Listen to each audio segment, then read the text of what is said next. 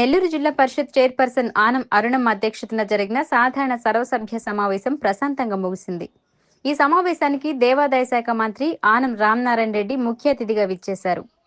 ఉమ్మడి జిల్లాలో ప్రజలు ఎదుర్కొంటున్న సమస్యలను ప్రజాప్రతినిధులు మంత్రి దృష్టికి తీసుకువచ్చారు. కొమరపూడి లిఫ్ట్ ఇరిగేషన్ పనులపై మాట్లాడిన ఎమ్మెల్యే కోటంరెడ్డి శ్రీధర్ రెడ్డి పెండింగ్ పనులను పూర్తి చేయాలని డిమాండ్ చేశారు. అదే సమయంలో సమావేశానికి డుమ్మా కొట్టిన సంబంధిత ఇరిగేషన్ అధికారులపై క్రమశిక్షణా చర్యలు తీసుకోవాలని కలెక్టర్ను కోరారు. గత డిఆర్సీ మీటింగ్ కూడా ఇరిగేషన్ అధికారులు రాలేదని ఎమ్మెల్యే గుర్తు చేశారు.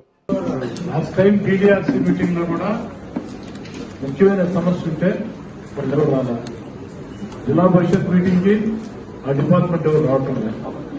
వాళ్ళంతా బిజీగా నాకైతే అర్థం కావకుండా వాళ్ళు బిజీ కావచ్చు, మేమైతే అంత ఖాళీగా లేదు కదా.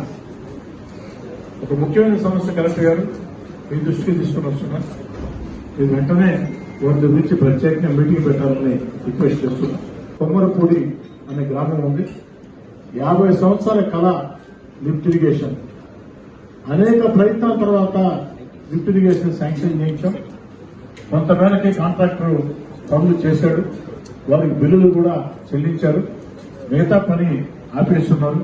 2 ఇరిగేషన్ డెవలప్మెంట్ కార్పొరేషన్ అధికారులు కూడా ఎంత ముఖ్యమైన డిడిఆర్సీ మీటింగ్ కి గారు, జడ్పీ మీటింగ్ గారు, వారి మీద కూడా క్రమశిక్షణ చర్యలు తీసుకోవాలని చెప్పని క్షేత్రస్థాయిలో ప్రజలు ఎదుర్కొంటున్న పలు సమస్యలను ప్రజాప్రతినిధులు అధ్యక్షుల దృష్టికి తీసుకువచ్చారు.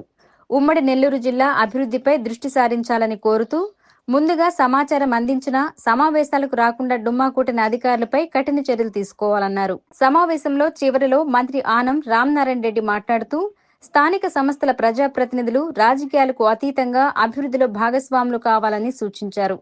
అందరూ సహకరిస్తే అన్ని ప్రాంతాలను సమదృష్టితో ప్రగతి పదంలో నడిపించేందుకు ప్రభుత్వం సిద్ధంగా ఉందని చెప్పారు.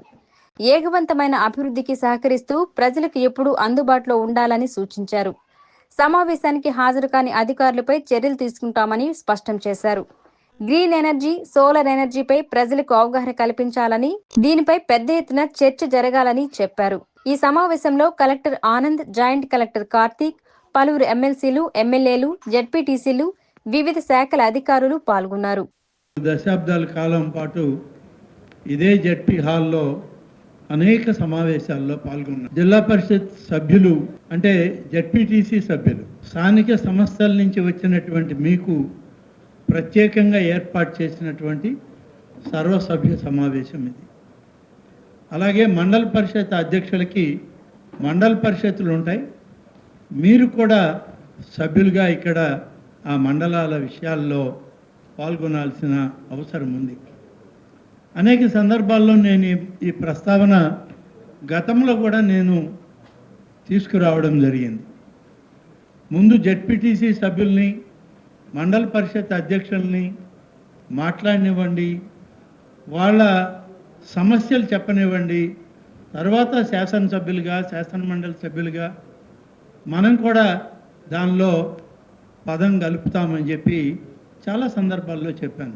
స్థానిక సంస్థల ప్రజాప్రతినిధుల్లో రావాల్సిన చైతన్యం, రావాల్సినటువంటి మార్పు ఇంకా రాలేదనేటువంటిదే నా అభిప్రాయం. స్థానిక సంస్థలకు సంబంధించిన సభలో మంత్రిగా ఉండి, మీతో పాటు సభ్యుడిగా ఉండి ప్రసంగించగలిగినటువంటి అధికారం నాకు ఒక్కడికే ఉంది. ఎందుకంటే నా నియోజకవర్గం కూడా రూరల్ నియోజకవర్గం. జెడ్పీ జనరల్ బాడీలో నాకు కూడా ఓటు హక్కు ఉంది.